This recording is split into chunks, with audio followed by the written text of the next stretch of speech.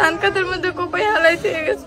আব্বার দুইটা পা ভাঙ্গে ফেলাইছে, একটা হাত ভাঙ্গে ফেলাইছে। আমরা 3 ভাই বোন, আমার আব্বা কিছু করছিল না। তারপরে ধান কাটার মধ্যে দোকানে গেছিল চা খাইতে, আব্বারে ধান কাটার মধ্যে কোপাই হালাইতে গেছে। এই মেয়েটার কথা শুনে আপনারা কিছুই বুঝতে পারেননি, ঠিক আছে? আমি বলতেছি, এলাকার ভিতরে কিছু পোলা ফাইন সাউন্ড বক্সের এতটাই উশৃঙ্খলা সৃষ্টি করেছে যেটা কোনো সাধারণ মানুষ মেনে নিতে পারেনি। তারা সারা রাত সাউন্ড বক্সে এতটাই সাউন্ড দিছিল যার কারণে সারা গ্রামের মানুষ আর রাত্রে ঘুমাইতে পারেনি।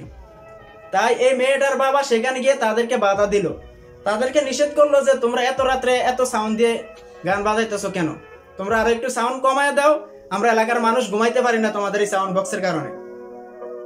এই বাধা দেওয়ার কারণে এলাকার ফলাফল তার উপরে ক্ষিপ্ত হয়ে যান। তার উপরে ক্ষিপ্ত হয়ে তার পরের দিন সন্ধ্যার পরে যখন মেয়েটির বাবা দোকানে চা খাইতে গেছিল, চা খেয়ে আসার পথে এলাকার ফলাফল তার উপরে হামলা করে, তাকে এরকম ভাবে মারধর করে তার হাত ভেঙে ফেলে, পাও ভেঙে ফেলে।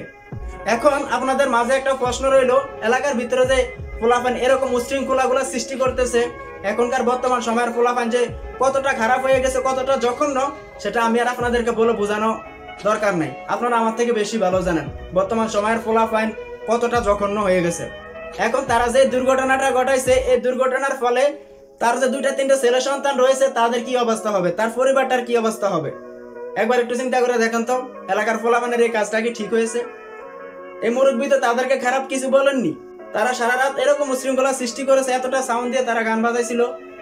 সেখানে গিয়ে মুরব্বী বাধা দিছে যে তোমরা এত রাত্রে এত সাউন্ড দিয়ে গান বাজায় না, এটা কি তার অপরাধ হয়েছে ভাই?